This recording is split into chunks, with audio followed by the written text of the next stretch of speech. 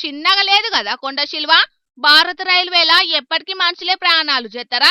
నేనెందుకు పోవద్దనుకున్నదో ఎట్లనో టికెట్ లేకుంటేనే రైలెక్కింది ఈ కొండ శిల్వ.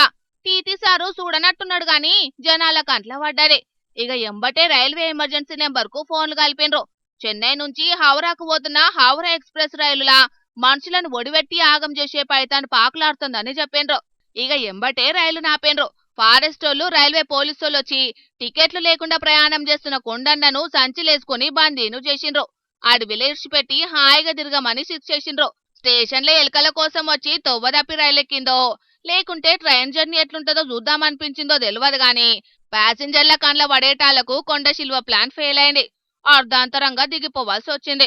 ఇక ఈ పాము వీడియోను ఇంటర్నెట్ లో తిప్పుకుంటా సెంట్రల్ సర్కారోళ్ళు పాములకు స్పెషల్ స్కీములు పెట్టిండ్రు కావచ్చని కొందరు, ఇయాల రేపు ట్రైన్లల్లా మనుషులు ఎక్కటానికే సాహసం చేస్తలేరు. అసొంటిది పైతాన్ సాహసం చేసిందంటే గట్టి గుండెనే తిందనుకుంటా కామెంట్ల మీద కామెంట్లు చేయబట్టిండ్రు. ఇక ఇదిట్లుంటే ప్రకాశం జిల్లా వెంకటాపురం కాడ చూడుండ్రి, రైళ్ల పామే చిన్నగా లేదంటే ఇది అంతకు మూడింతలున్నది కదా. ఓ అన్న మెల్లగానే సూతుంటే మొరుదోపు లెక్కనే కొడతాంది ఆ పాము. నిమ్మలంగా పట్టుకోవే, ఆయనతో చుట్టుకుంటే పారేషాన్ కతుంటది. వెంకటాపురం కాడ పెరట్లున్న గడ్డివాములా మకాం పెట్టిందట. ఆసుంట వొయ్యటోళ్లకు ఏదో గదిలినట్టుగా కనబడితే దగ్గరికి వొయ్యి చూసిండ్రట. ఇక దోక కానొచ్చేటాళ్లకు ఆ నుంచి కనబడుకుంటా పారారైండ్రు. పాములు పట్టే కోటేశ్వరన్నకు ఫోన్ కొట్టిండ్రు. ఇక అన్నొచ్చిండు. అటిటు మస్తు తిప్పలు పడ్డాడు. కొండ శిలువను దొరకబట్టి సంచిలేసుకొని పోయి అడవిలు ఇడిచిపెట్టిండు. ఇయాల రేపు ఏ మూగజీవిని చూసినా మనుషులు లెక్కనే తయారైతున్నాయోల్లా.